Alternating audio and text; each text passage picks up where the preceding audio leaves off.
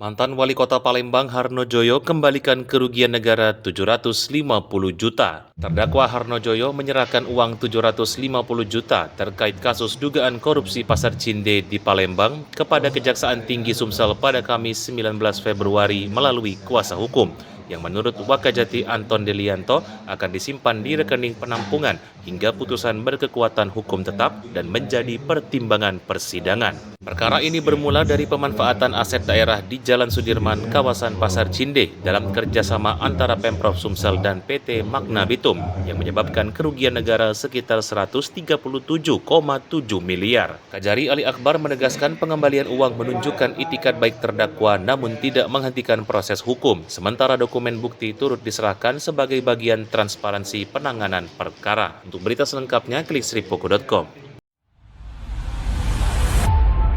Saksikan Saksi Kata hanya di YouTube Sri Poko TV.